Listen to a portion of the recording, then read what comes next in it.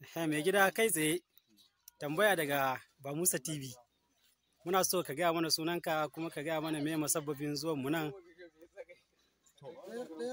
Farko dai sunana Ibrahim A. Okafu, ana mulkiya da tsitsi daga kamfanin Liberty Entertainment Nigeria Limited.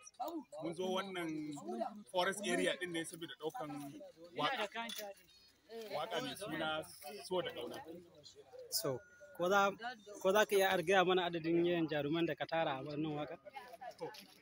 Gaskiya an tara jarumai tare da ni, na tare da ya dan galadima, akwai Abdulsaru, akwai babban producer Zuma yana tare da mu, akwai mukaddashin director kuma jarumi Kabiru M Qatar muna tare da shi, ga wata babbar jarumata tun daga mutan Yola dai amma dai ta zama yar Gombe, ga wata nan ita ma suna kina cikin shot.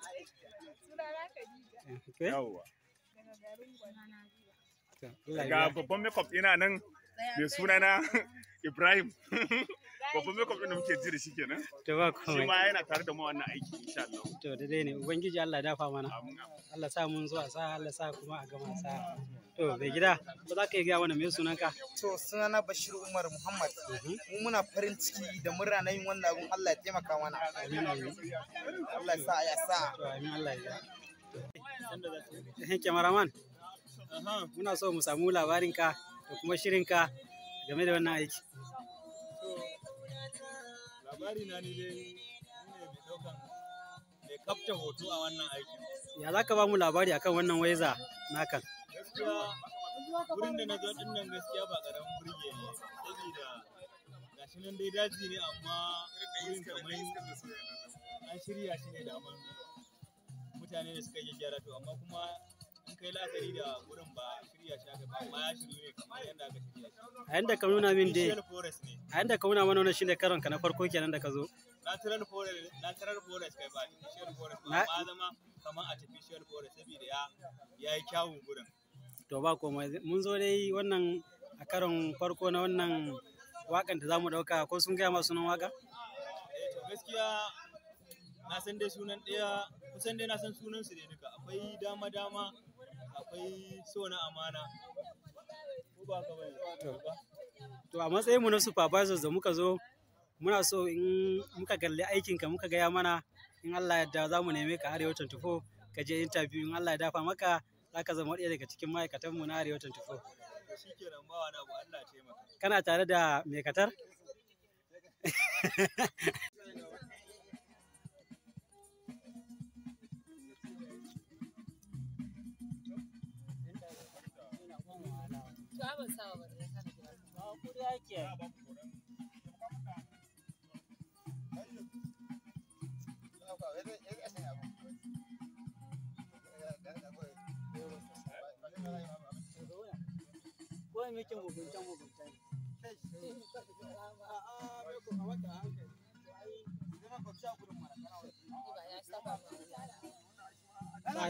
Zai bambanta.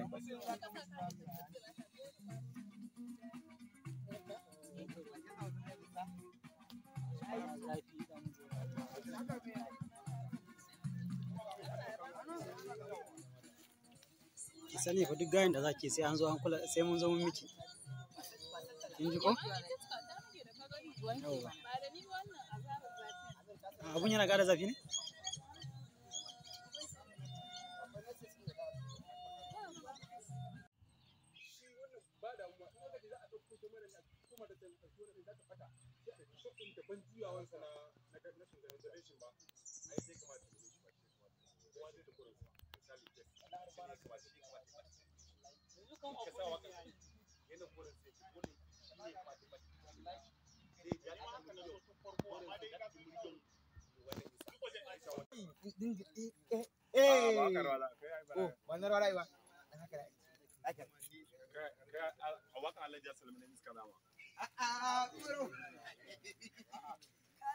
Dan almajiri yaya. Gani, jimar wasu ga da kuma. Shirin mai. Wallahi. To ka kudi. Na san halatta na kawo musu na cikin alƙawari. Ko za mu iya sanin me sunanka? Sunana Ibrahim Inkiya kuma Small Yola. Ubangiji Allah ya dafa mana. Ko za ka iya gaya mana banda wannan aikin ka taɓa zuwa wannan ƙasar namu? Na taɓa. Wannan karo na biyu kenan? Ya ka ga yanayin gurin kuma da wancan zuwan nakan da ka yi? Gaskiya wannan kan da bambanci. Kuma na ga wannan ya fi armashi kuma ya fi kyau. Insha Allah Allah zai dafa mana. Ba a nuna sauran cikin jama'anka kafin ƙara dawowa zuwa gare ka. To, kun ba mu izinin mu je mu fara aiki? Mun ba ku dama. Ubangiji Allah ya dafa mana. A guri. Salamu alaikum. Wa alaikum salam mai gida. Bayan Allah mun zo na musamman domin mu yi tambaya ta bayan fage. Allah ubangiji ba mu sani. Ko za mu iya sanin me sunanka? Sunana dan atikun waka. Ko za ka iya gaya mana waye marubucin wannan waƙan da za a yi yau? Ina tunanin sunan shi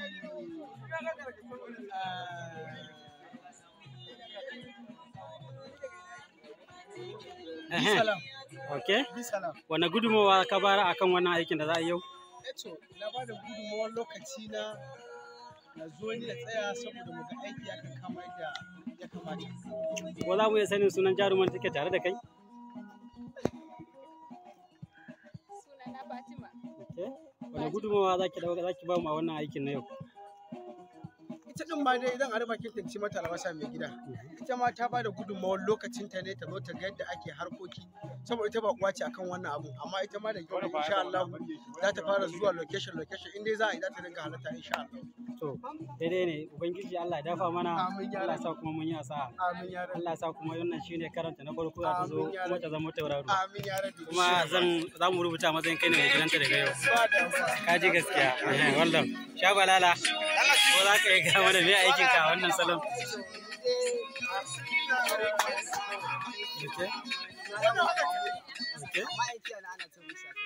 Okay, wani gudunmawa za ka ba mu a wannan aikin na yau? Kenan mai gida ko za mu iya sanin me gudunmawar ka cikin wannan waka? Okay.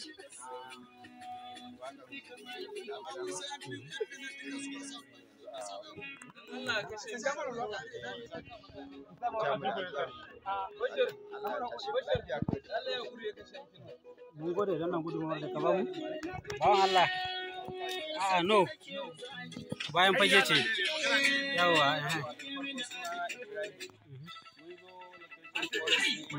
Allah ya sa kuma a gama lafiya.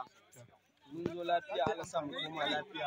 Amin. Allah ya ba mu daman isar da wannan aiki. To amin ga mai gidanmu baki daya. Mun zo na musamman gare shi. Garanti. To ni dai gaskiya suna Ashiru na Goma waka. Kaman kuma ni ne mawaƙin wakan dan almajiri. Alhamdulillah. Gaskiya kuma tsakanin da Allah mun zo taya abokinmu ne location nasa na wakan soyayya da zai hawo yanzu. Kuma muna fatan Allah ya sa mu tashi lafiya mu gama lafiya. Kamar ne da kowa ya halatta a nan gurin Allah mai da gida kowa lafiya. To ko za mu iya sanin waye location manager na wannan waka? Location manager dan Galadima ne. Dan Galadima? Dan Galadima. Waye mataimakinsa? Mataimakinsa shine Awal Atiku. Na mun maganci da Awal Atiku. Ayya to ga san dai location manager ga can da agogonsa da dan. Assalamu alaikum. Mala a matsayinka na location manager mun za mu shiga rayuwanka kaɗan. Shin wannan gurin ka taɓa ganin ta a wani fim ne ko kuma yawonka ne kawo ka zuwa nan gurin? mu ba 'yan ƙasar nan ne saboda mu 'yan Najeriya ne sai kuma yau gashi Allah ya tsince mu a Kamaru. Wannan wajen mun ɗan taɓa ganin sa ne a wani fim da aka yi na wasu 'yan South Africa. So muka yi ta bincike irin wannan jejin a ina ne wajen yake sai ake ce mana ai wannan a Kamaru ne muka ce to gaskiya dole ne mun ga abubuwan da za mu yi capturing a cikin wannan jejin wanda muna tunanin za mu nishaɗantar da masoyan muka zo muka yi wani aiki a wajen so wannan dalilin ne yasa muka yi tattaki muka shigo jirgi tun daga Najeriya muka zo Kamaru domin mu aiwatar da wani aikin waƙoƙin soyayya har guda 2 wanda insha Allah za mu yi su ko muna fatan cewa masoya za su karɓe su hannu biyu saboda mun tara jajirtattu a wajen aikin muna da director jajirtacce muna da editor jajirtacce cameraman costumier makeup artist ɗin kansu waɗanda suka goge ne suka san aiki so muna da hope cewa aikin za mu samu debate a kan shi. To ubangiji Allah ya dafa mana a wannan aikin da muka tinkara baki daya.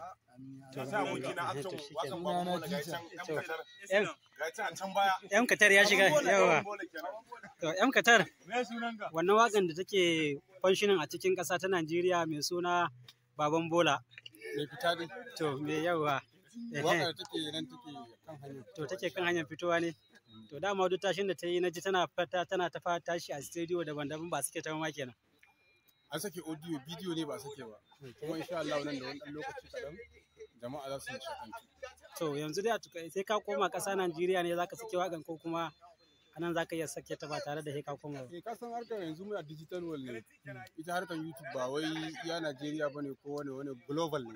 Wannan haka ne. Ko a ina nake zai iya sake ta kuma insha Allah za a dace.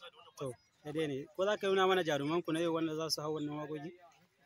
Akwai Abdul Sharu babban jarumi ne, akwai Suleiman babban jarumi ne, sai sauran mata su ma kuma jarumai ne kuma ko zan iya fara sanin waye Abdul Sharu ko to baya kusa ga can shi wanda yake da alhakin yin makeup. Za ka nuna min waye ɗaya daga cikin su kuma bacin shi?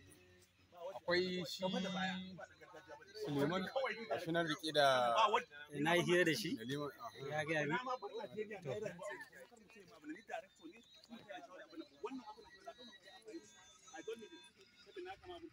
Da na mata waka ta zo neman taimako a ringa hada